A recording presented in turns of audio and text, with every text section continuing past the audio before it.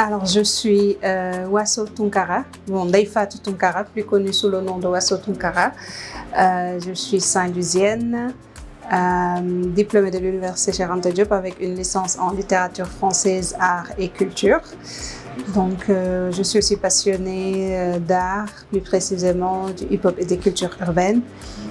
Je suis féministe, militante féministe, activiste. Donc voilà, un peu, je suis multicasquette.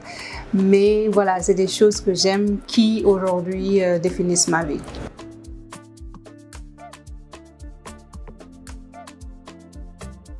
Oui, l'activisme créatif est une stratégie de lutte qui vise vraiment à utiliser la création artistique pour conscientiser les jeunes, engager les jeunes, changer les perceptions, changer les mentalités.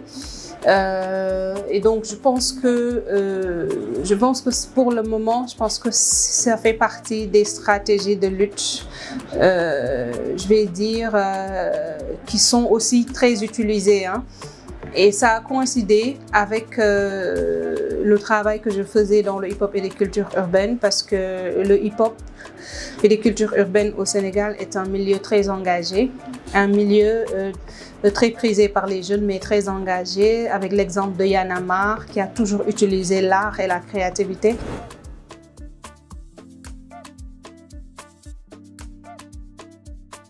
Alors, l'association Sénégal Action Féministe a été créée en 2022 et c'est une association qui travaille sur l'archivage et la documentation du travail des féministes, mais aussi qui sensibilise et initie des actions pour conscientiser, accompagner les jeunes sur le changement de perception sur le féminisme, sensibiliser aussi, très engagé sur la santé de la reproduction au Sénégal. Donc c'est ça l'association Sénégal Action Féministe.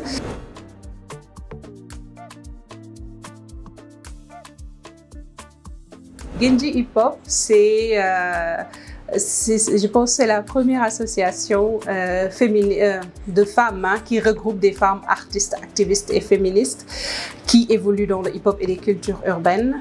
Donc c'est la seule association dans laquelle il y a toutes les femmes artistes qui sont dans le hip-hop et les cultures urbaines. Donc ça a été créé en 2016.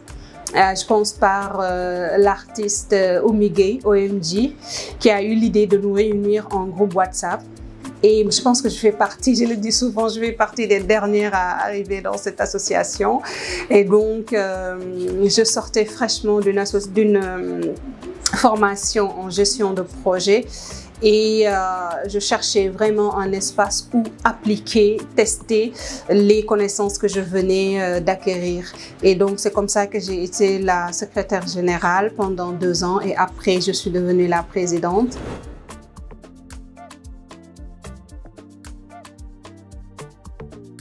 Sur la situation des femmes au Sénégal, je pense qu'il y a eu beaucoup d'évolutions, parce que quoi qu'on puisse dire, nos aînés ont beaucoup lutté déjà pour que nous, qu'on arrive à aller à l'école. Je pense que c'est un grand pas. Il fut des temps, c'était impensable qu'une femme puisse aller à l'école et poursuivre ses études tranquillement. Donc ça, c'est un grand bond en avant, comme on dit. Après, il y a la loi sur la parité. On va parler de politique. Aujourd'hui, je pense que dernièrement, en 2024, on a eu, je pense, 4 ou 5 femmes qui étaient dans la course. Et finalement, on termine avec une femme. C'est toujours bien, c'est regrettable, mais c'est toujours bien.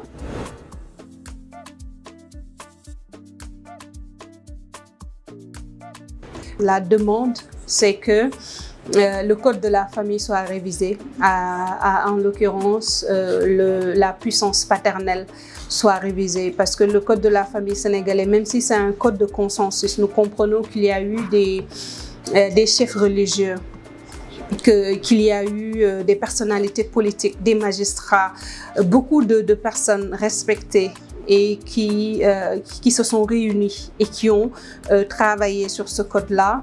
Mais il faut que la population comprenne que ce code aujourd'hui fait partie des outils qui continuent de maintenir la femme dans des situations de violence, dans des situations compliquées. Donc il y a lieu de se réunir à nouveau, de réfléchir ensemble pour réviser ce code-là qui date de 1970 si je ne m'abuse.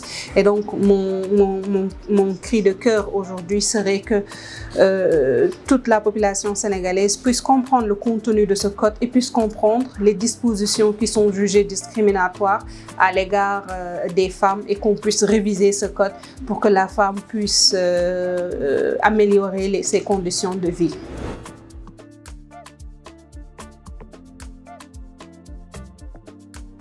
Merci à InfoL et félicitations à Alice. Je pense que c'est une fierté, je ne pense pas, c'est vrai, c'est une fierté. Elle fait un travail extraordinaire et hyper important, surtout pour moi qui souhaite travailler dans la documentation.